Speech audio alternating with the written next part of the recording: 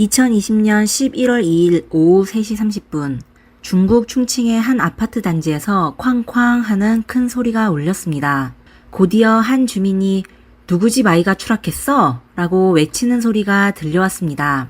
아파트 단지의 화단에는 2살 반 된 누나 설설과 1살 반 된 남동생 서서가 누워 있었습니다. 이때 한 남자가 잠옷 차림의 슬리퍼를 신고 아래층으로 달려가 펑펑 울면서 자신의 가슴을 계속 두드렸습니다. 도대체 무슨 일이 있었을까요? 2명의 어린아이는 왜 갑자기 추락했을까요? 지금부터 충칭 남매의 추락 사건에 대해 소개해드리겠습니다. 사고 당시 아이의 어머니 진미림은 출근 중이었는데 갑자기 시어머니의 전화를 받게 되고 그녀의 딸과 아들이 추락했다는 소식을 듣고 머리가 하얘졌습니다. 신고받은 구급차는 바로 현장에 도착했지만 2 아이 중 누나는 그 자리에서 숨졌고 남동생은 병원으로 옮겨졌지만 치료도 받지 못한 채 세상을 떠났습니다. 아이들과 같이 병원에 도착한 아버지 장보는 2 손으로 머리를 감싸 안고는 괴로워하는 표정을 짓고 있었습니다. 아이들의 어머니 진미림은 장보에게 달려가 도대체 어떻게 된 거냐고 물었습니다. 장보는 사건 당시 감기 기운이 있어 약을 먹고 방에서 자고 있었다고 하며 비명소리를 듣고 나서야 2 아이가 없어진 것을 알게 됐다고 했습니다. 2 남매는 15층에 보호망이 없는 안방의 베이 윈도우에서 추락한 겁니다. 사건 발생 후 많은 네티즌들은 보호자가 아이들을 돌보는데 신경을 쓰지 않았다고 비난했지만 아이를 잃게 된 그들의 처지를 더 동정했습니다. 2 아이를 한 번에 잃는 것은 가족에게는 큰 타격이었는데 불과 반년 만에 놀라운 반전이 생겼습니다. 사건 발생 당시 진미림과 장보는 이미 이혼하여 딸은 어머니와 살고 아들은 잠시 동안 아버지가 키웠습니다. 겨우 슬픔에서 빠져나온 진미림은 생각할수록 뭐가 수상하다고 느껴졌습니다. 사건 전날 장보의 요청에 진미림은 딸을 전 남편에게 보내 남동생과 같이 놀게 했습니다. 전 남편 장보의 집 작은 방에 바닥에서 40cm가량 떨어진 베이 윈도우가 있습니다. 그리고 베이 윈도우의 바닥에서 80cm가량 떨어진 미닫이식 창문이 있습니다. 원래 가드레일이 하나 있었는데 톱으로 잘랐습니다. 예전에는 할머니가 집에서 아이들을 돌봤지만 하필 사건 당일 할머니는 아래층에서 카드놀이를 하여 장보가 휴가를 내어 집에서 애들을 돌보게 된 것입니다. 진미림의 기억에 따르면 딸은 얌전하고 조용해 평소에 창문을 오르지 않았으며 아이들은 장난꾸러기지만 너무 어려 혼자서는 창문을 열 수 없었습니다. 그리고 무엇보다 1살 반밖에 되지 않은 아들은 창문에 혼자 올라갈 수 없었고 또 딸이 아들보다 10개월밖에 많지 않은 어린아이여서 동생을 안아 창문에 오를 수 없었습니다. 그렇다면 남매는 어떻게 유리창에 올라갔을까요?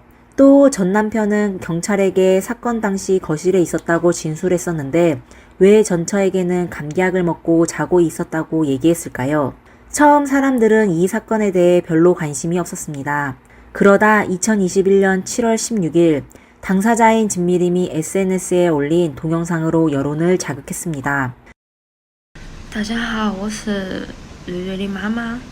关于2020年11月2日，在重庆市南岸区锦江华府2幼儿坠楼的事件，经过公安机关的调查，事件不属于意外，而是属于蓄意谋杀。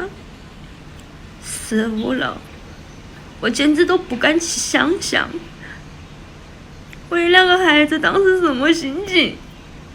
绝望、害怕，一个2岁半多，一个1岁半多。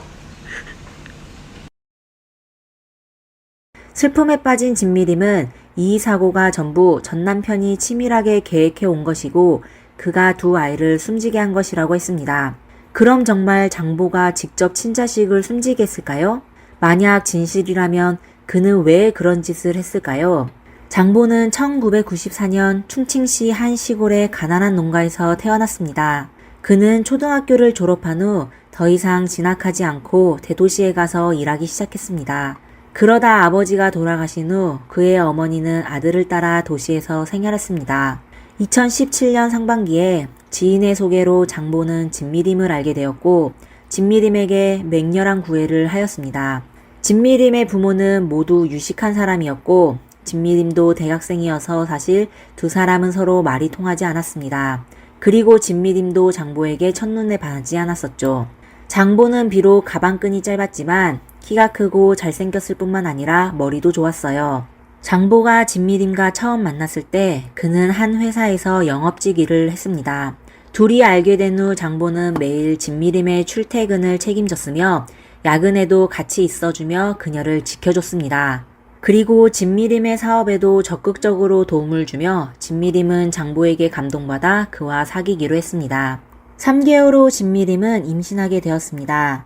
그 당시 마침 진미림의 사업은 잘 되어가고 있었습니다. 장보는 진미림에게 그녀의 의견을 존중한다며 만약 진미림이 아이를 낳기로 결정하면 그도 열심히 돈을 벌어 가족을 부양하고 평생 그들을 보호하겠다고 말했습니다. 그의 말에 감동받은 진미림은 장보에게 시집가기로 결정하였습니다. 그렇게 2017년 8월 17일 두 사람은 혼인신고를 했습니다. 장씨네 가정환경은 진씨네보다 못했습니다. 진씨 부모님은 장보가 딸에게 잘해주기만 하면 예물은 안 해도 된다고 했습니다. 그리고 결혼식을 할 때도 진미림의 부모는 하나로 약 1,000만 원을 보태줬고 결혼반지도 진미림이 구매했습니다. 결혼 후 진미림은 장보의 집에서 살기 시작했습니다. 장보의 집은 그의 부모가 돈을 모아 산 것으로 장씨네 가족들이 자주 와서 거주하여 진미림은 매우 불편했습니다. 진미림은 2018년 3월 11일 딸이 태어난 후 직장을 그만두고 전업으로 아이를 돌보기 시작했습니다. 딸이 태어난 지 얼마 안 돼 장보는 친구와 함께 사업을 시작하였습니다. 그리고 장보는 잦은 접대를 하기 시작했고 성격도 바뀌어 점점 잘난 체를 했습니다. 한 번은 장보가 진미림에게 구찌 벨트를 갖고 싶다고 하여 진미림은 어머니에게 3,000위안, 하나로 약 57만 원을 빌려 구찌 벨트를 구매하여 장보에게 생일 선물로 줬습니다. 진미림은 남편의 사업을 도울 순 없지만 다른 면에서는 최대한 만족시키고 싶어 했습니다. 그러다 2019년 1월 진미림과 장보의 아들이 태어났습니다. 일남일녀의 아이들을 둔 진미림은 앞날이 아름답고 행복할 거라고 생각했지만 그러나 현실은 그녀에게 아주 큰 충격을 주었습니다. 아들을 임신 후 진미림은 장보가 매일 집에 들어오지 않아 자주 친정에 가 있었습니다. 아들이 태어나고 사건이 발생하기 전까지 딸은 거의 외할아버지 댁에서 지냈습니다. 장보는 장모님 댁에 가도 애들을 전혀 돌보지 않았고 그냥 누워서 핸드폰만 보았습니다. 가끔 진미림이 그에게 몇 마디 해야만 딸과 놀아주는 척을 했습니다. 그리고 아들이 태어나고 나서 장보는 더욱 가정을 돌보지 않았습니다. 2019년 4월 아들이 큰 병에 걸려 심지어 위독하다는 통지를 받았습니다. 진미림과 시어머니가 일주일 내내 병원에서 돌보는 동안 장보는 2-3번밖에 오지 않았고 잠시 머무는 동안에도 전화가 늘 울렸으며 또 진미림 몰래 전화를 받았습니다. 더욱 진미림이 의심하게 한 건 남편은 무의식적으로 진미림과의 스킨십을 피하는 것이었습니다. 나중에서야 진미림은 남편에게 여자가 있다는 사실을 알게 되었습니다. 아들이 태어나기 전날 장보는 이혼을 제기하며 당신이 원하는 평범하고 단순한 삶을 줄 수 없다. 내가 원하는 건 큰 부자가 되는 것이다. 라고 했습니다. 진미림은 아이들에게 온전한 가정을 만들어주고 싶었어요. 남편이 이혼하자는 말을 받아들일 수 없어 진미림은 심지어 장보에게 3번이나 무릎을 꿇어 통곡하며 이혼하지 말자고 빌었습니다. 하지만 장보는 냉정하게 거절하며 심지어 아내의 연락처까지 삭제하면서 빨리 이혼해. 너와 함께 지내는 1분 1초가 역겨워. 라며 독설을 퍼부었습니다. 장보의 불륜 대상자 이름은 예성진으로 1994년 6월에 태어났습니다. 예성진과 장보는 같은 마을에서 자랐습니다. 그녀의 가정 환경이 매우 좋았어요. 마을에는 빌딩 한 채가 있고 그녀의 부모는 10년 이상 식품 공장을 운영해 왔습니다. 공장의 총 투자액은 2천만 위안, 하나로 약 38억에 달했습니다. 현지인들도 그녀 부모 공장에서 생산한 식품을 자주 구매했습니다. 사고 발생 전 예성진도 회사의 법인 중 하나였습니다. 사건 발생 후 예성진은 회사의 경영에 악영향을 미칠까봐 서둘러 법인을 변경했습니다. 사건이 폭로된 후 네티즌들은 예성진의 SNS를 통해 그녀의 얼굴을 알게 되었습니다. 충칭 인민검찰원이 공개한 고소장에 따르면 장보는 아들이 입원 중이던 2019년 4월에 인터넷에서 예성진을 알게 됐으며 같은 해 8월 사귀기로 했습니다. 처음 장보는 자신이 결혼했다는 사실을 숨겼습니다. 그러다 2019년 말에 예성진은 다른 사람을 통해 장보가 결혼했으며 아이까지 있다는 사실을 알게 되었지만 장보를 떠나지 않고 둘은 불륜 관계를 계속했습니다. 2020년 2월 26일 장보와 진미림은 결국 이혼하게 되었습니다. 그리고 딸은 진미림이 키우고 아들은 6살 전까지 장보가 키우다가 6살 후에 진미림에게 양육권을 주기로 했습니다. 장보는 진미림에게 총 80만 위안, 하나로 약 1억 5천만 원의 양육비를 10년에 나누어 지불하기로 합의하였습니다. 사실 장보는 두 아이가 숨질 때까지 3만 위안, 하나로 약 570만 원만 지불했습니다. 이혼 후 딸과 진미림은 외할머니 집에서 생활했고 아들과 장보는 할머니와 함께 살았습니다. 장보가 빈털터리일 때 진미림은 그를 선택하여 결혼했지만 이렇게 비참한 결말을 맞이할 것이라곤 상상도 못했습니다. 하지만 이건 시작일 뿐이었습니다. 장보는 이혼했지만 예성진의 부모가 딸이 애딸린 남자와 사귀는 걸 반대하여 그녀는 장보와 결혼할 수 없다고 했습니다. 충칭시 인민검찰원의 고소장 원문에도 장보에게 아이가 있다면 예성진은 장보와 함께 있을 수 없다는 내용이 담겨 있었어요. 그럼 장보에게 이미 아이가 있는데 반전의 여지가 있었을까요? 장보와 진미림의 이혼 합의서에 따르면 진미림이 두 아이를 키우게 돼 있었습니다. 다만 그 당시 진미림의 어머니가 수술한 지 얼마 안 돼 두 아이를 같이 돌볼 수 없어 할 수 없이 아들은 장보가 당분간 키우기로 한 겁니다. 사실 장보가 자식이 있어도 예성진에게 아무런 영향이 없었을 겁니다. 하지만 예성진은 두 아이가 사라져야만 장보와 같이 있을 수 있다고 했었죠. 장보는 이혼한 후 예성진과 만나서 얘기했을 뿐만 아니라 핸드폰으로 채팅하며 두 아이를 영원히 사라지게 할 걸 계획했습니다. 처음에 그들은 두 가지 범행을 계획했는데 하나는 높은 곳에서 추락시키는 것이었고 또 하나는 교통사고를 내는 것이었습니다. 그러다 교통사고의 위험성이 너무 높아 결국 추락사고를 택하였습니다.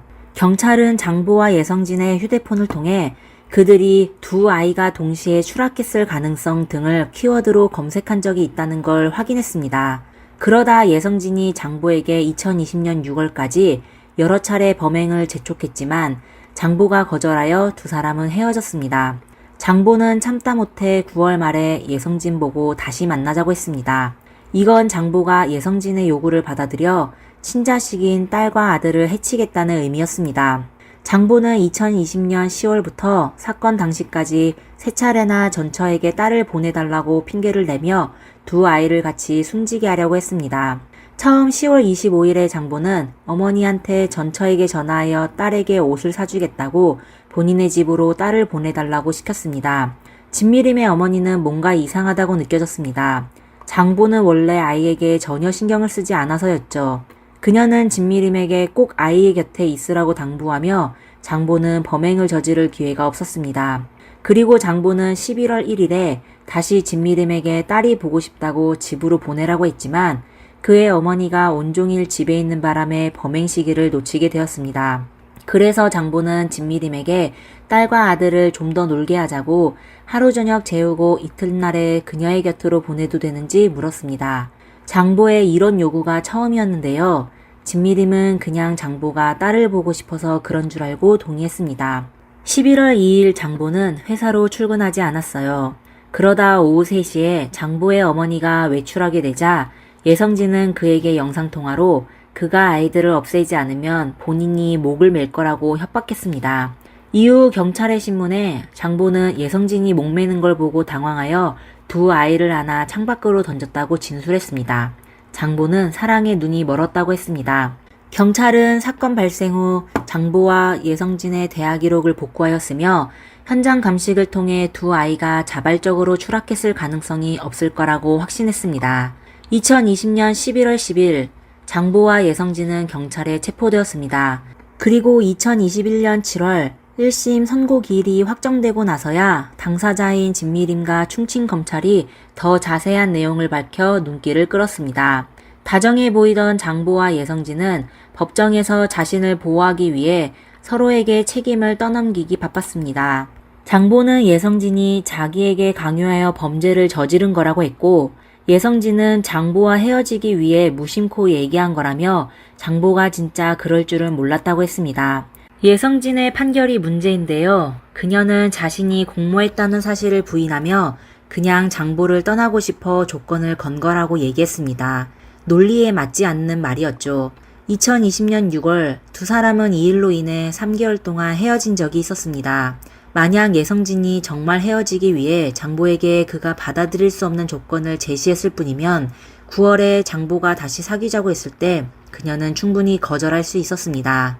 그리고 그녀는 또 장보에게 그가 아이를 해치지 않으면 목맬 거라고 협박도 할 필요가 없었습니다. 또 예성진의 부모가 장보에게 애가 있다는 것을 받아들일 수 없다고 했습니다. 사실 그것도 그냥 그녀가 한 거짓말이었습니다. 예성진의 할아버지의 증언에 따르면 가족들은 장보의 존재를 전혀 몰랐고 사건 발생한 지 2달이 지나고 나서야 그들이 사귀는 사실을 알게 됐다고 했습니다. 중국 범죄심리학 전문가인 이미근 교수가 사건에 대해 언급한 적이 있었는데요. 정신적으로 미숙한 사람이 문제를 해결하는 첫 번째 방법이 사람을 다치게 하는 거라고 했습니다. 장보와 예성진이 바로 그런 상황이었습니다.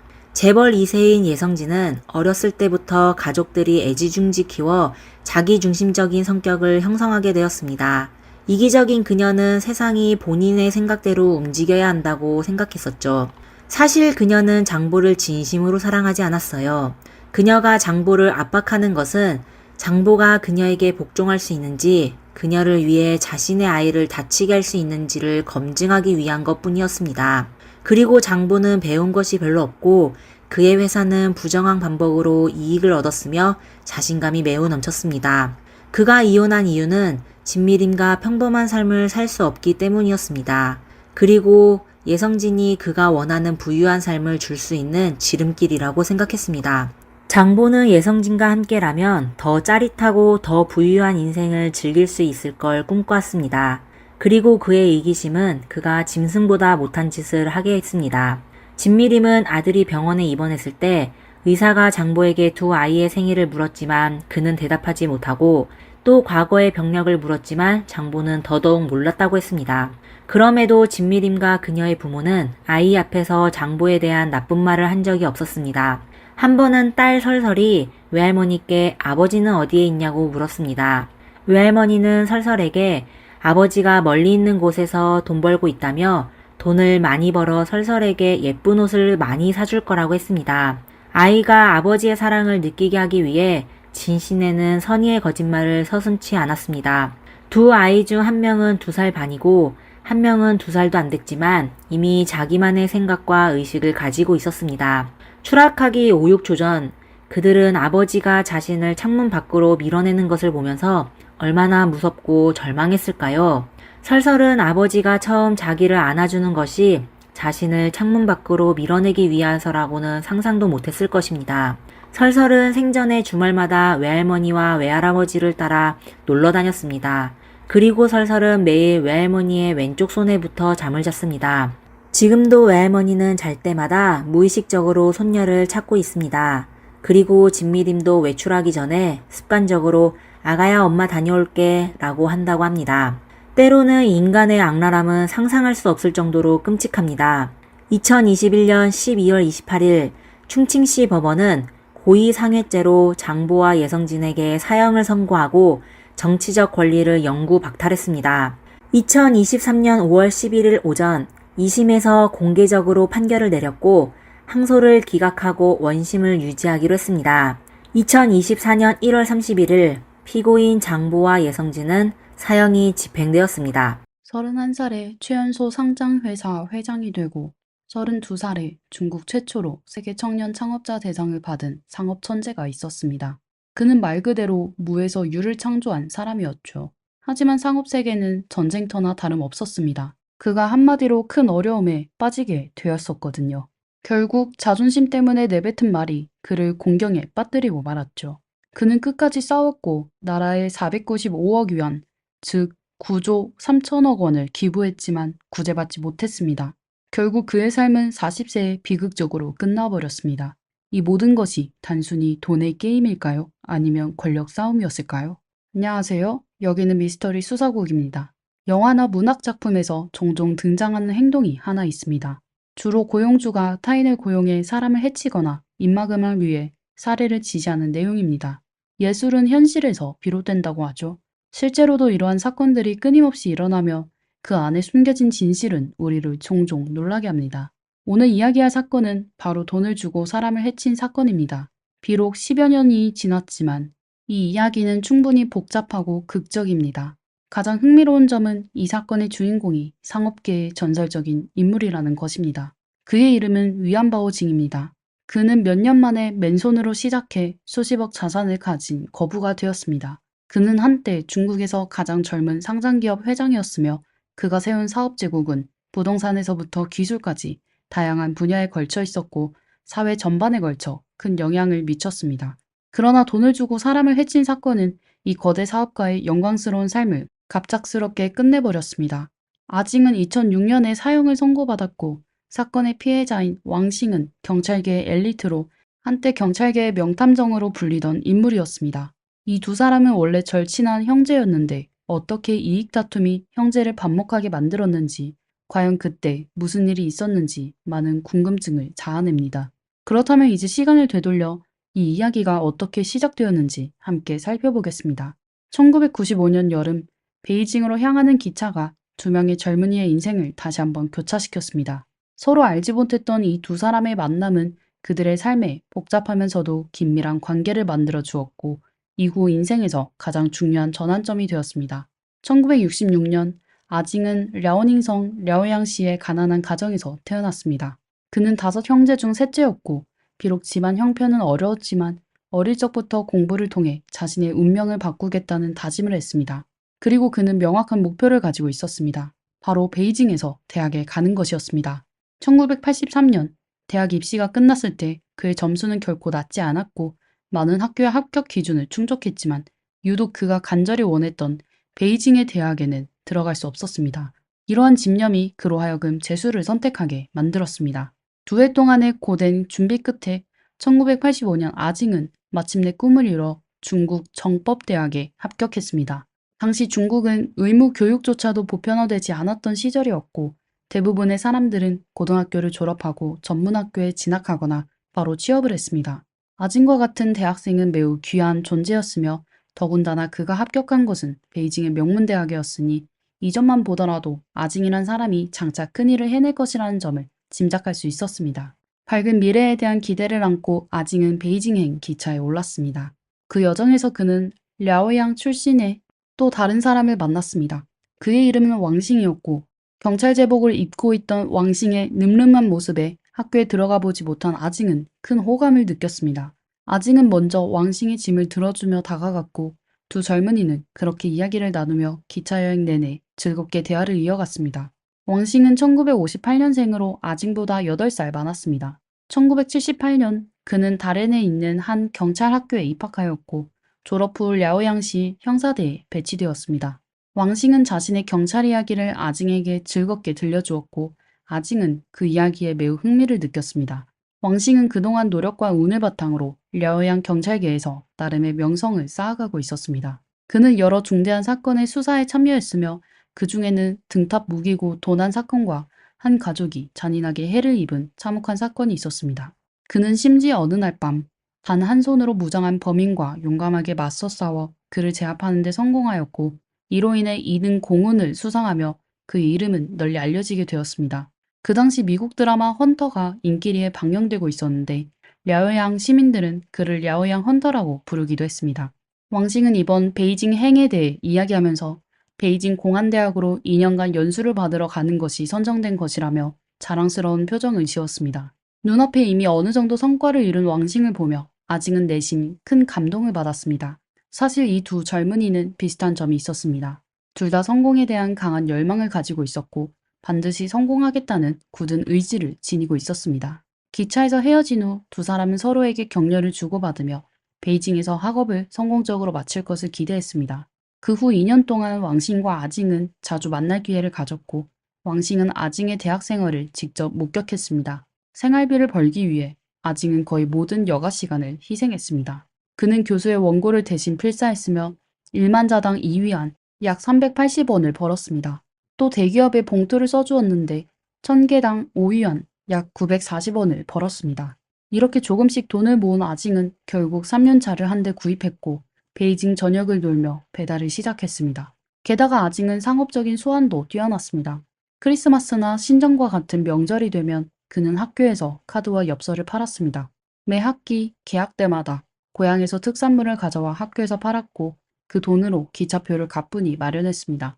왕싱은 매번 아징에게 언젠가 큰 사장님이 되면 이 형제를 잊지 말라고 농담을 하곤 했습니다. 시간이 빠르게 흘러 왕싱은 베이징에서의 연수를 마친 후 고향인 랴오닝으로 돌아갔습니다. 두 사람은 훗날 다시 만날 것을 약속했으며 그 이별은 아쉬움과 동시에 기대감으로 가득했습니다. 그러나 그들은 10여 년 후 자신들의 결말이 그렇게 비극적일 줄은 꿈에도 몰랐습니다. 아징에 대해 말하자면 1989년에 그는 졸업했습니다.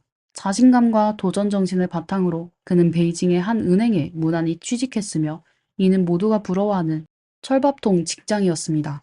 그뿐만 아니라 그는 베이징 출신 여인과 결혼하여 20대에 벌써 베이징에서 가정을 이루고 자리를 잡았습니다. 그러나 그는 곧 이 안정적인 직장이 자신의 궁극적인 목표가 아님을 깨달았습니다. 1992년 아징은 과감한 결정을 내렸고 은행을 그만두고 파이러우의 훗날 유명해질 젠하오 실업 개발 회사를 설립했습니다. 아징은 분명히 성견지명이 있었고 결단력이 뛰어났습니다. 회사가 막 시작했을 때 자금이 부족했고 자원도 전혀 없었지만 그는 대학과 연구기관에 묻혀있던 연구 성과들에 주목했습니다. 즉 이미 발명되었지만 시장에 도입되지 않은 수많은 중국 특허 기술들이었습니다. 그는 결국 소흑맥 프로젝트에 주목하게 되었습니다. 아징은 모은 20만 위안 약 3,800만 원을 전부 투자해 소흑맥 특허 사용권을 확보했습니다. 반년 후 이 소중한 호밀 품종이 성숙해졌고 그 독특한 가치는 곧 전국 시장에서 인정을 받게 되었습니다. 이로 인해 그는 200만 위안 약 3억 8천만 원 이상의 수익을 올리며 인생 첫 번째 큰 돈을 벌게 되었습니다. 1990년대의 200만 위안은 결코 작은 금액이 아니었습니다. 그러나 아징은 이에 만족하지 않았고 더 큰 야망을 품고 있었습니다. 당시 경제가 고속 성장하던 시기였기에 아징은 자본시장으로 눈을 돌렸습니다. 그는 파산 직전의 기업들을 인수하고 유명 제약회사들의 지배권을 확보한 뒤 이를 레버러지로 삼아 더 큰 규모의 자금 조달과 인수에 나섰습니다. 사실 이러한 거래는 위험이 매우 높았고 실패하면 가족의 재산을 탕진할 수도 있는 일이었습니다. 하지만 아징은 이 도박에서 이겼고 젠하오 실업의 자산은 급속히 증가했습니다. 1996년에는 총 자산이 30억 위안, 약 5,700억 원에 달했고 산하에 60여 개의 자회사를 보유하게 되었습니다. 아징의 사업 영역은 점차 확장되었고 그의 명성도 전국적으로 퍼지기 시작했습니다. 그는 인수왕, 상업천재, 북방의 리카싱이라는 별명을 얻게 되었습니다. 30세가 되던 해에 아징은 1,000만 위안, 약 19억 원을 기부하여 전국 대학에 제나오 장학금을 설립했습니다. 이는 4자 기업이 국내 대학에 기부한 장학금 중 가장 큰 금액 중 하나였습니다. 32살에는 아징이 세계 창업자 대상을 수상했으며 그는 이 상을 받은 최초의 중국인이 되었습니다. 그와 동시에 아징의 결혼 생활에도 변화가 있었습니다. 그는 첫 번째 아내와 이혼한 후 1999년 중앙민족대학 교수이자 티베트 출신의 유명 무용예술가인 조마와 성대하게 재혼하였습니다. 비록 세간의 아징이 성공한 후 첫 아내를 버렸다는 소문은 없었지만 확실한 것은 이제 그는 막 졸업했을 당시 베이징에만 머물고 싶어 했던 젊은이가 아니라는 점입니다. 어쨌든 그는 두 번째 아내인 조마에게 각별한 애정을 쏟았고 폴리극장에서 아내의 개인 공연을 위해 400만 위안, 약 7억 5천만 원을 호화롭게 사용한 적도 있습니다. 이 공연 이후 조마는 은퇴를 결심했고 2002년에는 아징과의 아이를 출산했습니다. 성공한 아징은 처음 기차에서 만났던 형제 왕싱을 잊지 않았습니다. 그는 여러 차례 왕싱에게 전화해 베이징으로 와서 함께 주식 투자를 하자고 권했습니다. 억만장자의 관심을 받는다는 것은 왕싱에게 큰 기쁨이었지만 당시 그의 삶은 내리막길을 걷고 있었습니다. 그는 경찰로서의 경력에 별다른 진전이 없었고 한때의 영광은 사라졌으며 경제적으로도 어려운 상황이었습니다. 게다가 그는 외도까지 하며 아내와 큰 갈등을 겪고 있었고 인생은 엉망진창이 되어가고 있었습니다. 그래서 아징이 그에게 손을 내밀었을 때 왕싱은 망설임 없이 다년간의 경찰 일을 그만두고 베이징으로 아징을 찾아갔습니다. 사실 아징이 성공했다는 소식을 들은 후 왕싱의 마음은 항상 복잡했습니다. 그때의 가난한 젊은이가 이제는 부유한 사람이 되었는데 자신은 여전히 작은 경찰관으로만 남을 수 없다는 생각이 그를 자극했습니다. 그 역시 베이징에서 큰 성공을 이루겠다는 결심을 했습니다. 이렇게 왕싱과 아징 두 사람의 운명은 다시 한번 얽히게 되었습니다. 베이징에 도착한 왕싱은 처음에 아징의 조언을 받아 주식 투자로 약간의 돈을 벌었습니다. 그러나 주식시장의 변동이 크다 보니 몇 번의 시도 끝에 다시 원점으로 돌아오고 말았습니다. 어쩔 수 없이 그는 아징을 찾아가 도움을 청했고 아징은 흔쾌히 왕싱을 자신의 선전 회사로 보내 지사장 자리를 맡겼습니다. 그러나 왕싱은 아징이 자신을 선전해서 다시 불러들일 때 그에게 불가능한 임무를 맡길 줄은 전혀 예상하지 못했습니다. 1996년 아징은 선물 거래에서 첫 실패를 겪었고 그의 상업적 최대 경쟁자인 류환과 맞닥뜨렸습니다. 류환은 초창기에 게임장 사업을 하다가 나중에 건설업으로 전향했고 수많은 우여곡절을 겪은 끝에 지역에서 스촨 교부라고 불리는 인물이 되었습니다. 특히 정치계에서 그는 상당한 영향력을 발휘했는데 여기서 한 가지 덧붙이자면 류안 역시 결국 좋은 결말을 맞이하지 못했고 사형 선고를 받았습니다. 아징으로 돌아와서 류안과의 상업적 대결에서 두 사람은 본래 한 명은 동북 지역의 최고 부자였고 다른 한 명은 스촨 지역의 최고 부자로서 원래는 교차점이 없었습니다. 하지만 모두가 알다시피 상업계는 전쟁터와 같다는 말이 틀리지 않습니다. 상업 세계에서는 돈이 곧 많은 이들의 생명과 같습니다. 심지어 어떤 이들에게는 돈보다 더 중요한 것이 체면이며 돈은 일정 부분에서 그 체면을 상징하기도 합니다. 1996년 아징은 스촨에서 선물 거래에 뛰어들어 수수의 가격을 톤당 2,000위안까지 끌어올렸습니다. 이로 인해 스촨 상인들은 큰 고통을 겪었고 결국 류안에게 도움을 요청하게 되었습니다. 류안은 이미 1994년에 하이난으로 가서 대두, 철강 등의 선물 거래로 큰 이익을 본 상태였습니다. 그는 아징이 자신의 영역에서 형제들에게 밥벌이를 못하게 만들고 있다는 사실을 알게 되었고 이를 지켜보고만 있을 수 없다고 판단했습니다. 그래서 그는 거액을 들고 스촨으로 돌아와 아징과 선물 시장에서 본격적인 대결을 준비했습니다. 류안이 막 선물 계약을 시작한 첫날 한 증권사 부사장이 아징을 데리고 류안의 사무실을 찾았습니다. 이 부사장은 류안에게 이번 시장 흐름은 아징이 만든 것이니 류안이 아징과 대립하지 말고 함께 협력해서 시장을 키워보자고 제안했습니다. 동시에 아징은 류안에게 5만 건의 계약, 즉 5천만 위안, 약 940억 원을 약속했습니다. 하지만 류안은 아징의 제안을 받아들이지 않았습니다. 류안에게 돈은 별로 중요한 문제가 아니었고 몇천만 위안은 작은 금액에 불과했습니다. 그에게 중요한 것은 체면이었습니다. 류안은 아징의 제안을 단호히 거절하며 적게 손해보고 싶으면 빨리 포지션을 정리하고 나가라 라고 말했습니다. 류안은 현물 가격은 톤당 1,300위안인데 너희가 2,000위안까지 올렸으니 이미 막다른 길에 다다른 것이다. 지금 우리는 전국적으로 물량을 조달하고 있다고 경고했습니다. 며칠 후 류안은 시장에 물량을 풀고 몇 건의 거래를 통해 수수의 가격을 곧바로 끌어내렸고 결국 아징은 포지션을 정리하고 시장에서 물러날 수밖에 없었습니다. 이 전쟁에서 아징은 무려 9천만 위안을 잃었고 류안은 2천만 위안을 벌었습니다. 아징은 그동안 여러 차례 성공을 거두며 실패를 겪어본 적이 없었는데 스촨에서 류안을 만나 큰 타격을 입은 것입니다. 9천만 위안은 적지 않은 금액이었지만 당시 아징은 이미 수십억의 자산을 보유하고 있었습니다. 그러나 그에게 더 중요한 것은 체면 문제였습니다. 또한 아징의 몇몇 부하들은 이 상황에 불만을 품고 아징을 부추기며 류안을 제거하자고 계속해서 선동했습니다. 결국 아징은 자신의 의견에 반대하는 류안을 제거하기로 결심하고 돈을 주고 사람을 해치려 했습니다. 아징은 자신의 고향인 랴오닝성 랴오양에서 현지 조직폭력배 두목 양중쉐를 찾아갔습니다. 양중쉐와의 공모 후 1996년 9월에 양중쉐는 자신의 부하 리아이양과 순리를 시켜 스촨성 청두에서 류안을 찾도록 지시했습니다. 이 낯선 환경에서 3명의 동북 출신 인물들은 몇 개월 동안 류안의 배경을 철저히 조사했습니다. 1997년 2월 1일 밤 9시 류안의 차가 한 호텔 앞에 멈추었을 때 리아이 양은 류안을 향해 두 발을 발사했습니다. 다음 날에야 그들이 사살한 사람이 류안이 아닌 류안의 보디가드였다는 사실을 알게 되었습니다.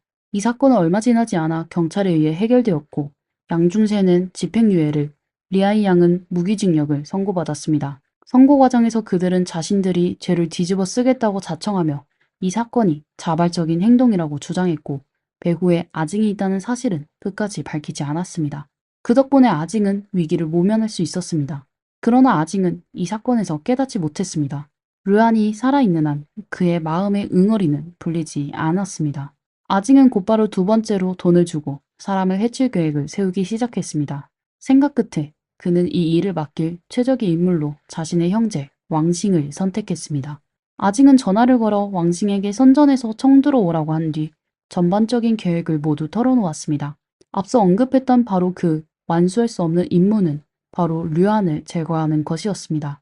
왕싱 또한 바보가 아니었기 때문에 류안이 어떤 인물인지 잘 알고 있었습니다. 여기서 몇몇 사람들은 왕싱이 자발적으로 아징의 일을 처리해 충성심을 보이려 했다고 말합니다. 또 다른 의견으로는 왕싱이 사실 불법 행위를 하고 싶지 않았지만 어쩔 수 없이 한 것이라는 주장도 있습니다. 어떤 상황이든지 간에 왕싱은 스천에 도착해 일주일 동안 머물렀지만 류안의 그림자조차 볼 수 없었습니다. 아마도 지난번 암살 시도 이후 류안은 이미 몸을 숨긴 상태였을 것입니다. 계속 기다릴 수만은 없었기에 아징은 왕싱에게 일단 베이징으로 돌아가서 잠시 상황을 지켜보자고 했습니다. 이로 인해 이 계획은 일단 보류되었고 류안은 목숨을 건질 수 있었습니다. 일이 성사되지 않자 왕싱은 맥이 빠진 채 베이징으로 돌아왔습니다. 사실 아징이 그를 선전으로 보냈을 때부터 왕싱은 불만이 있었습니다. 그는 자신이 중요한 직책을 맡아야 한다고 생각했지만 공로가 없으니 두 사람의 형제관계만으로는 입지가 약할 수밖에 없었습니다. 이번에는 아징이 그를 화일로우의 작은 제약 공장으로 보내 부공장장 자리를 맡겼습니다. 그러나 이 직책은 별 의미 없는 자리였고 왕싱은 내심 자존심이 상했습니다. 그는 이제 자신이 아징에게 더 이상 중용되지 않은 것임을 알고 있었습니다. 게다가 오랫동안 형사로 일했던 왕싱은 성격이 강직하고 인간관계를 잘 처리하지 못했으며 동료들과 자주 갈등을 빚었습니다. 그럼에도 아징은 그를 보호해주지 않았습니다. 왕싱의 불만은 점점 커져갔고 1997년 가을 그는 화가 나 아징의 회사를 떠나 약간의 저축을 들고 고향으로 돌아가 작은 찻집을 열었습니다. 그러나 5, 6년 동안 아무런 성과도 얻지 못했고 차 한 대 살 돈도 벌지 못했습니다. 중년이 된 왕싱은 운명을 원망하기 시작했습니다. 특히 자신이 경찰대의 철밥통 직장을 그만두고 아징을 따랐던 과거가 후회스러웠습니다. 반면 억만장자가 된 아징은 그에게 아무런 실질적인 혜택을 주지 않았고 왕싱은 점점 더 억울하게 느껴졌습니다. 1998년부터 2001년 사이 왕싱은 여러 차례 아징을 협박하며 자신에게 보상하지 않으면 돈을 주고 사람을 해치려 한 사건을 폭로하겠다고 위협했습니다. 한동안 아징의 집 주변에는 동북 지방 사투리를 쓰는 낯선 사람들이 자주 나타났고 돈을 주지 않으면 가족을 몰살시키겠다는 전화도 계속 걸려왔습니다. 아징은 이번에 왕싱이 정말로 진지하다는 것을 알게 되었습니다. 하지만 이런 위협을 받는 상황에서도 아징은 경찰에 신고할 수 없었습니다. 왕싱이 알고 있는 것이 너무 많았고 특히 류안을 해치려고 사람을 고용했던 일이 발각되어서는 절대로 안 되었기 때문입니다. 그래서 아징은 왕싱이 반드시 죽어야만 자신이 살아남을 수 있다고 결심했습니다. 이 시점에서 아징은 외부 사람을 전혀 믿지 않았고 결국 그의 둘째 형인 바오치에게 30만 위안, 약 5,700만 원을 주고 왕싱을 제거하라고 지시했습니다. 바오치는 랴오양으로 돌아간 뒤 서촌 형제인 바오성과 바오푸를 찾아가 함께 왕싱을 해치기 위한 계획을 세웠습니다. 2001년 초 어느 날 밤 왕싱의 집 초인종이 울렸고 밖에서 누군가가 왕싱 내려와 라고 외쳤습니다. 이 사건이 있은 후 왕싱은 원한을 가진 사람들이 자신을 찾아왔다는 것을 직감하고 시골에 있는 먼 친척집으로 몸을 숨겼습니다. 두 달 후 왕싱은 이제 괜찮을 것이라고 생각했습니다. 2001년 11월 15일 저녁 6시경 이미 어둠이 내려앉은 길가에서 아무런 방비도 하지 않은 왕싱은 전화를 받으며 걷고 있었습니다. 그 순간 갑자기 뒤에서 한 검은 그림자가 뛰어들어 왕싱을 마구 찔렀습니다. 그는 달리면서 살려달라고 외쳤고 마침 지나가던 택시가 그를 병원으로 데려갔습니다. 왕싱은 간과 장이 손상되는 증상을 입었으며 병원에 도착했을 때 이미 쇼크 상태였습니다. 다행히도 빠른 응급조치 덕분에 목숨을 건질 수 있었습니다. 여러 가능성을 검토한 후 왕싱은 이 사건이 아징이 사람을 시켜 버린 일이며 자신을 죽이려고 한 것임을 확신했습니다. 그는 이제 물러설 곳이 없었고 아징과 끝장을 보겠다고 결심했습니다. 2002년 8월 23일 왕싱은 공안국으로 가서 아징을 고발했습니다. 그 내용에는 왕싱이 알고 있던 아징의 16억 위안, 약 3천억 원의 공금 횡령, 양중쇠를 시켜 류안을 해치려 했던 사건 등이 포함되어 있었습니다. 한편 아징은 왕싱을 제거하지 않으면 더 큰 문제가 생길 것을 직감했습니다. 2003년 10월 4일 밤 11시 30분경 마작을 마치고 집으로 돌아온 왕싱은 차에서 내려 집 현관으로 향했습니다. 초인종을 막 누르려던 순간 어둠 속에 숨어있던 범인이 무기를 들어 왕싱에게 방아쇠를 당겼습니다. 총성이 울리며 왕싱은 피를 흘리며 쓰러졌습니다. 문을 연 여성은 푸샤오 춘이었고 그녀는 왕싱이 예전에 외도로 만났던 여성이었습니다. 왕싱이 베이징에서 돌아온 후 두 사람은 계속 동거하고 있었습니다. 푸샤오 춘은 바닥에 쓰러져 피투성이가 된 왕싱을 보자마자 절망하며 오열했습니다.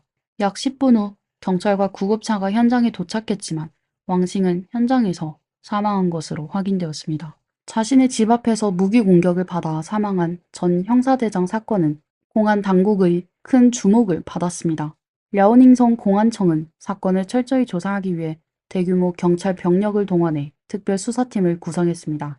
경찰은 왕싱이 사직한 후의 생활과 원한 관계를 조사한 끝에 아징, 바오치, 바오선, 위안바오프 네 형제를 용의자로 특정했습니다. 사건 발생 50일 후 2003년 11월 24일 그들은 체포되어 구금되었습니다. 며칠간의 집중 신문 끝에 위안바오프가 가장 먼저 심리적 한계를 넘어서 모든 범죄 사실을 자백했습니다. 2004년 9월 9일 랴오양시 중급 인민법원은 중화인민공화국 형법에 따라 고의상해죄로 아징, 바오치, 바오선을 사형에 처하고 정치적 권리를 평생 박탈했습니다. 위안바오프 역시 고의상해죄로 사형을 선고받았지만 집행은 2년 유예되었고 정치적 권리도 평생 박탈되었습니다. 1심 판결 후 4명의 피고인은 모두 항소했지만 대중의 눈에는 이 사건이 이미 종결된 것처럼 보였습니다. 그러나 이후의 전개는 상상을 초월했습니다. 1심 과정에서 아징의 아내인 조마는 여러 차례 기자회견을 대대적으로 열었고 전국 각지에서 기자들을 대형 버스로 랴오양으로 데려왔습니다. 기자회견 동안 조마는 아징 사건에 비정상적인 권력이 개입하고 있다는 것을 증명하려는 충격적인 자료들을 제공했습니다. 또한 아징의 변호사는 사건 발생 후 아징이 스스로 현직 부패 관리를 폭로하며 죗값을 갚으려 했다는 사실을 대중에게 밝혔습니다. 조마의 목적은 단순했습니다. 사건의 영향력을 확대하여 아징의 목숨을 구하는 것이었습니다. 남편의 목숨을 지키기 위해 조마는 여기저기 관계를 찾아 나섰지만 실제로 이들 대부분은 사기단에 불과했습니다. 당시 사회적으로 모두가 알다시피 조마는 아징을 구하기 위해 수단과 방법을 가리지 않았습니다.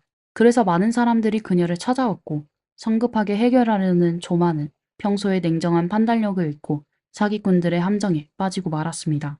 당시 조마는 친구의 말을 듣고 리청기라는 인물이 큰일을 해결할 수 있다고 믿었습니다. 그러나 리청기는 자신이 직접 나서기 어렵다며 중간 역할을 할 왕찬샹을 소개했습니다. 결국 이 사람들은 앞뒤로 조마에게서 1200만 위안, 약 230억 원을 속여 빼앗았습니다. 나중에 조사가 이뤄진 후에야 리청기는 농부였고 왕찬샹은 키가 170cm도 안 되는 작은 노인이었으며 말조차 제대로 하지 못하는 인물이라는 사실이 밝혀졌습니다. 수사관들은 의아했습니다. 큰 풍파를 겪고 수많은 사람을 만나온 조마가 어떻게 이렇게 쉽게 그들에게 속을 수 있었을까 하는 점이었습니다. 하지만 당시 조마는 남편을 구하려는 절박함에 이성을 잃었고 아징을 구할 수만 있다면 어떤 가능성도 놓치지 않으려 했던 것입니다. 그리고 얼마 지나지 않아 사건은 또 한 번 모든 사람을 놀라게 할 새로운 전환점을 맞이했습니다. 2005년 10월 14일 원래는 아징 형제들이 사형을 집행받기로 한 날이었습니다. 그러나 총성이 울리지 않았고 오히려 사법부는 긴급히 사형 집행을 유예한다는 결정을 발표했습니다. 이는 마치 목숨을 구해주는 것처럼 들렸습니다. 그 후 교도소에서 전해진 소식은 전국을 충격에 빠뜨렸습니다. 아징은 변호사와 아내를 중간인으로 삼아 두 건의 충격적인 소식을 외부에 폭로했습니다. 그는 먼저 한 명의 흑사회 관련 국가급 고위 관리에 대해 고발했습니다. 더 주목할 만한 것은 아징이 변호사를 통해 작성한 3장 분량의 기부 선언문이었습니다. 기부 선언서에는 그가 인도네시아의 한 섬에 있는 유전의 40%의 지분을 보유하고 있다고 밝혔습니다. 당시 세계 유가를 기준으로 그의 지분 가치는 495억 위안, 약 93조 원에 달했으며 그는 이 자산을 국가에 전액 무상 기부할 의사를 표명했습니다. 10월 14일 조마는 아징과 면회를 마친 후 곧바로 베이징으로 돌아가 이 기부 절차를 즉시 진행했습니다. 10월 15일 국가의 한 부처 사무실의 주임이 조마를 접견했고 국가를 대표해 기부를 받겠다고 밝힌 후 조마에게 반복적으로 어떤 요구사항이 있는지 물었습니다. 조마는 기부를 받는 것 외에 다른 요구는 없다고 말했습니다. 조마는 언론을 통해 아징의 기부 목적이 국가 에너지 안보를 위한 것이며 이것이 그의 마지막 유언이라고 공개적으로 밝혔습니다. 하지만 중국법을 아는 사람들은 아징의 이러한 행동이 중대한 공로로 인정되어 감형 여지가 있다는 것을 알고 있었습니다. 만약 가능하다면 이것이 아징이 목숨을 구할 수 있는 마지막 기회가 될 것이었습니다.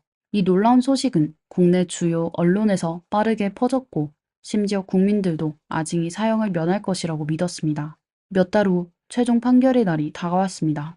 2006년 3월 17일 오전 랴오닝성 랴오양시 중급 인민법원에서 공판대회가 열렸고 1심 판결이 유지되었습니다. 아징이 돈을 주고 사람을 해친 사건은 법원의 공개 재판을 통해 원래의 판결이 정확하고 적절하다고 인정되었으며 재판 절차 또한 합리적이었다는 결론을 내렸습니다. 최종심에서 상소는 이루어지지 않았고 원심이 확정되었습니다. 당시 사람들은 TV와 신문에서 아징이 하얀 운동복을 입고 목에는 하얀 카타, 티베트 전통 스카프를 두르고 있는 모습을 보았습니다. 그것은 아내 조마가 그의 안녕을 기원하며 건넨 것이었습니다. 하지만 판사가 아징, 바오치, 바오선 세 사람에게 즉시 사형을 집행하라고 선고했을 때 아징은 나는 사람을 해치지 않았다. 나는 억울하다. 나는 고발할 것이 있다. 라고 외쳤지만 모든 것은 이미 정해진 상황이었습니다. 결국 2006년 3월 17일 오전 8시 20분 아징 형제 세 사람은 법정 경관에 의해 사형장으로 끌려갔습니다. 이때 아징의 나이는 겨우 40세였습니다. 한때 무한한 영광을 누리던 이 상업 천재가 이렇게 비극적인 결말을 맞이한 것은 누구를 탓할 수 있을까요? 물론 돈은 중요하지만 결코 만사 만물을 평가하는 유일한 기준은 아닙니다. 또 한 가지 인상적인 사실은 아징과 왕싱 두 사람 모두 법을 공부한 자들이었다는 것입니다.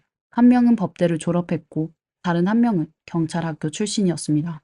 그들은 법과 가장 가까운 사람들이었지만 법을 알고도 위반하며 범죄의 길로 들어섰습니다. 이 사건이 우리에게 주는 교훈은 항상 정신을 맑게 하고 유혹을 거부하며 법 위에 서려 하지 말고 진정한 인생의 의미와 행복을 추구해야 한다는 것입니다. 오늘의 사건은 여기까지입니다. 여러분은 이번 사건에 대해 어떻게 생각하시나요? 영상 아래 댓글로 여러분의 의견을 나눠주세요. 시청해주셔서 감사합니다. 좋아요와 구독도 부탁드립니다. 그럼 다음 영상에서 또 만나요. 팬데믹은 인도의 심각한 빈부격차를 세계 앞에 적나라하게 드러냈습니다. 하루 소득이 1달러 이하인 빈곤층이 현재 인도에는 7억 명에 이르며 이는 인도 전체 인구의 절반을 넘습니다. 인도인은 정말 가난하지만 동시에 정말 부유하기도 합니다. 인도 아대륙에서 가장 큰 나라, 인도의 금융 중심지와 엔터테인먼트 중심지는 한 도시에 집중되어 있습니다. 이 도시는 인도 부자들이 재산을 낭비하는 주요 무대이자 인도에서 경제적으로 가장 발전된 도시입니다. 하지만 동시에 이곳은 아시아 최대의 빈민가가 위치한 곳이기도 합니다. 이 도시는 바로 인도의 뭄바이입니다. 아마 많은 사람들이 모르고 있을 수 있지만 세계에서 가장 비싼 저택이 바로 인도 뭄바이에 위치해 있습니다. 이 저택을 지은 사람은 인도 최고 부자이자 아시아 최고 부자인 무케시 암바니입니다. 안녕하세요 여러분. 미스터리 수사국에 오신 것을 환영합니다. 오늘은 인도의 최고 부자인 무케시 암바니가 얼마나 부자인지에 대해 이야기해 보겠습니다. 무케시 암바니는 1957년에 태어났으며 부유한 가정에서 자랐지만 매우 열심히 노력한 인물입니다. 그는 12차례나 인도 최고 부자로 선정된 바가 있습니다. 그가 오늘날과 같은 성과를 이루게 된 주요 이유는 그의 아버지가 세운 사업 제국인 리 라이언스 인더스트리 덕분입니다. 리 라이언스 인더스트리는 에너지, 통신, 섬유 등 다양한 분야에 걸친 인도 최대의 민영기업이고 현재 무케시는 인도의 뭄바이에 거주하고 있습니다. 뭄바이는 아라비아의 연안에 위치해 있으며 원래는 7개의 작은 섬으로 이루어져 있었습니다. 영국 식민지 시절 그들은 인공기술을 통해 이 7개의 섬 사이에 있던 강을 메워 하나의 땅으로 만들었습니다. 이로 인해 7개의 섬은 서로 연결되어 현재의 뭄바이가 형성되었습니다. 경제발전은 도시에 수많은 일자리를 가져왔으며 인도 아대륙에서 가장 큰 영화 제작기지인 발리우드도 이곳에 위치하고 있습니다. 현재 약 2,100만 명이 뭄바이에 거주하며 그들 중 일부는 고상한 일부터 더러운 일까지 다양한 직업에 종사하고 있습니다. 이들 중에는 막대한 재산을 소유한 부호들도 포함되어 있습니다. 그들의 생활 방식은 매우 사치스럽고 개인 저택과 고층 빌딩을 소유할 뿐만 아니라 부유층만을 위한 전용 활동구역까지 갖추고 있습니다. 앞서 언급한 세계 최고의 저택인 안텔리아는 바로 이곳 뭄바이에 위치해 있습니다. 안텔리아라는 이름은 중세시대 유럽 사람들이 대서양에서 상상해낸 아름다운 섬에서 유래되었습니다. 이 저택의 주인은 바로 무케시 안바니이죠. 이 저택에는 무케시 안바니 가족 6명을 위해 무려 6,000명의 하인들이 일하고 있습니다. 저택의 월 전기료만 해도 14만 달러, 약 1억 9천만 원에 달하죠. 하지만 22억 달러, 약 2조 9천억 원을 들여 지은 이 세계 최고의 저택은 가족이 마음에 들지 않는다는 이유로 아예 살지 않기로 결정했습니다. 부자들의 사고방식과 생활은 일반 사람들이 상상할 수 없는 세계입니다. 그렇다면 무케시 안바니는 도대체 얼마나 많은 재산을 가지고 있을까요? 2020년 그는 후른 글로벌 리치리스트에서 10위를 차지했으며 당시 그의 재산은 670억 달러, 약 90조 원에 달했습니다. 2023년 최신 포브스 세계 억만장자 순위에 따르면 무케시의 자산은 834억 달러, 약 113조 원으로 증가해 여전히 아시아 최고 부자의 자리를 지키고 있으며 전 세계에서는 9위를 기록하고 있습니다. 2012년 무케시 안바니의 외동딸 이샤 안바니가 결혼하게 되었습니다. 그녀의 남편은 어릴 때부터 가까운 관계를 유지해온 아난드 피라말로 가정환경 또한 유사한 배경을 가지고 있습니다. 아난드는 피라말 그룹의 전무이사입니다.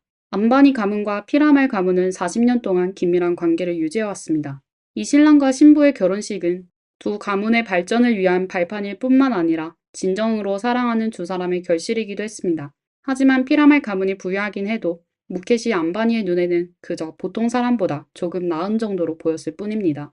인도 전통에 따르면 결혼 비용은 모두 신부 측에서 부담하는 것이 관례입니다. 그들은 신부가 충분한 지참금을 가져가야 결혼 후에 적절한 대우를 받을 수 있다고 생각합니다. 하지만 무케시 안바니에게 이 정도 비용은 마치 숨을 쉬는 것처럼 아무렇지도 않은 일이었습니다.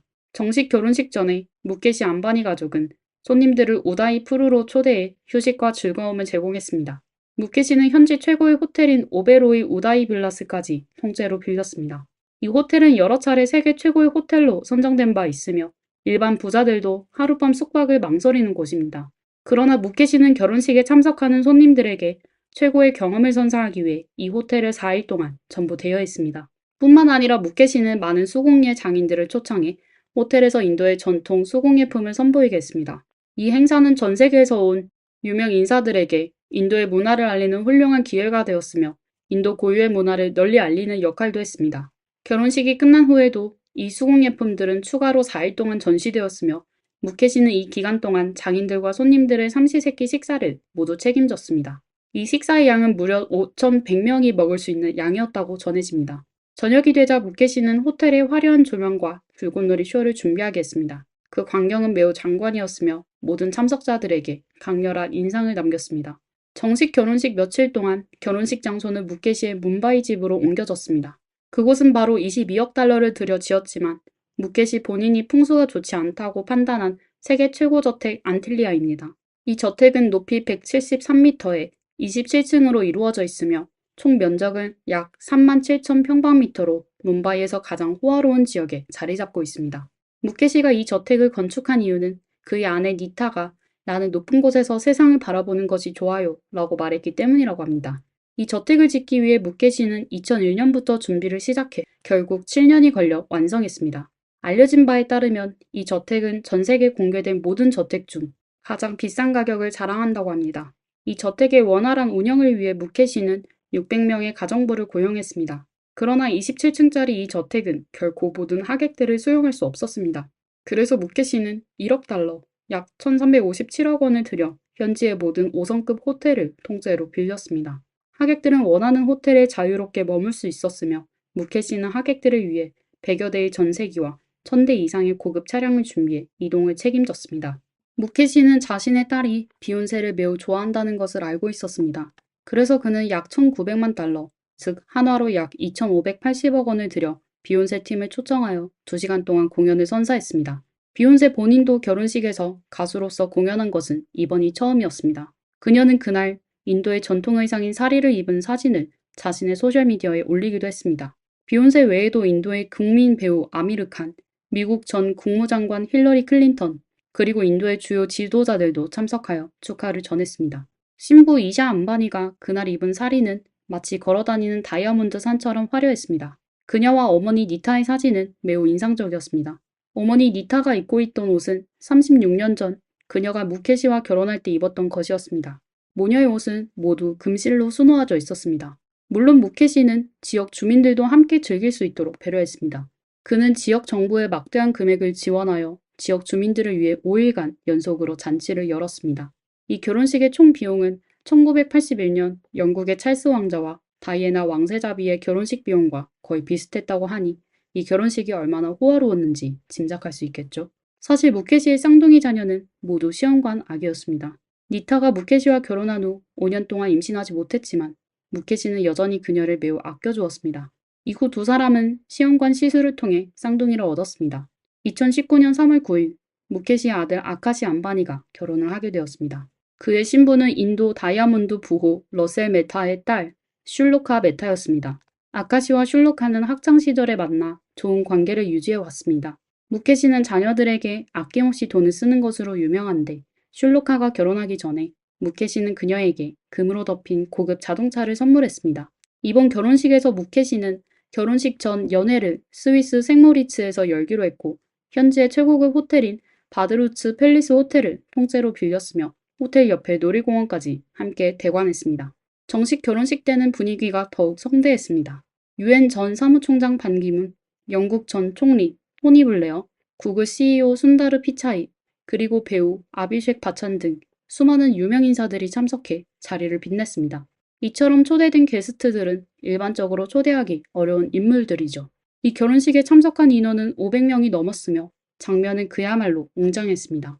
결혼식 장소는 뭄바이의 BKC 빌딩에서 열렸습니다.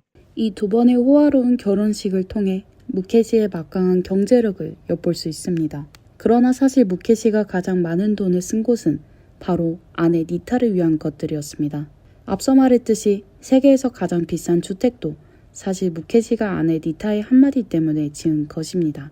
그래서 이제 우리는 이 대저택을 통해 무케시가 얼마나 부자인지 그리고 아내에게 얼마나 아낌없이 돈을 쓰는지 살펴보겠습니다. 우선 이 저택의 각 층은 사용된 자재와 디자인이 완전 다릅니다. 스마트 홈 시스템, 최첨단 보안, 오락 및 식사 공간 등 생각할 수 있는 모든 기능이 이 저택 안에 갖춰져 있습니다. 이 대저택의 1층부터 6층까지는 모두 주차장으로 총 168대의 차를 수용할 수 있으며 그중 160대가 한정판 고급 자동차들로 가득 차 있습니다. 여기에는 무케시가 아내 니타에게 선물한 차체에 다이아몬드가 박힌 세계 한정판 슈퍼카도 포함되어 있습니다. 또한 무케시 자신이 타는 차량은 약 99억 원에 달하는 마이바흐입니다. 우리가 상상하는 최상급의 고급차도 무케시 가족에게는 마치 오토바이 같은 이동 수단에 불과한 셈입니다. 저택의 7층은 정비소, 8층은 연회장, 9층에서 10층은 공중정원으로 꾸며져 있습니다. 13층과 14층은 헬스클럽, 15층과 16층은 개인병원입니다. 17층과 18층은 고급스럽게 꾸며진 5성급 객실로 이루어져 있고 19층에서 22층까지는 가족의 개인 주거 공간입니다. 23층부터 25층까지는 하인들의 숙소로 사용되며 26층과 27층은 오락시설이 자리 잡고 있습니다. 건물 옥상에는 개인 헬리콥터가 이착륙할 수 있는 헬리패드 3개가 마련되어 있습니다. 이외에도 13층에는 특별한 방이 하나 있는데 이 방은 인공눈을 만들어 눈 풍경을 연출하도록 사용됩니다. 그러나 2011년 10월 무케시는 이 집의 위치가 풍수적으로 좋지 않다고 느꼈고 그 후 가족은 집을 떠나 다른 곳으로 이사했습니다. 하지만 또 다른 비교적 신빙성 있는 설명은 이 저택이 지어진 땅이 원래 한 고아원 소유였다는 것입니다. 이 토지를 둘러싼 소송은 2018년까지도 끝나지 않은 상태였습니다. 또한 니타의 생일에 무케시는 그녀에게 특별한 선물을 했습니다. 그는 두바이에서 맞춤 제작한 메르세데스 벤츠를 선물했는데 이 차량은 무려 30만 개의 다이아몬드로 장식되어 있었습니다. 또 한 번 역시 아내 니타의 생일이었습니다. 무케시는 이번에는 어떤 선물을 해야 할지 고민하던 중 우연히 잡지에 실린 비행기 사진을 보게 되었습니다. 그는 즉시 전화를 걸어 6천만 달러, 즉 약 814억 원을 들여 맞춤 제작한 개인 비행기를 선물로 주문했습니다. 이 비행기는 내부는 매우 화려하게 꾸며졌으며 심지어 가족이 함께 식사할 수 있는 식탁까지 배치되어 있었습니다. 니타의 패션 스타일은 그야말로 누구와도 비교할 수 없을 정도로 독보적입니다. 그녀가 등장할 때마다 모든 이들의 시선을 사로잡는데 그 이유는 그녀가 착용하는 모든 액세서리가 너무나도 고가이기 때문입니다. 그녀가 들고 다니는 가방은 전부 명품 브랜드의 고급 맞춤형 제품들입니다. 전해지는 말에 따르면 나타의 신발 한 켤레당 가격이 최소 1만 달러에 이르며 신발에 장식된 진주조차 다이아몬드로 세팅되어 있습니다. 더 놀라운 점은 그녀가 같은 신발을 2번 이상 신지 않는다는 것입니다.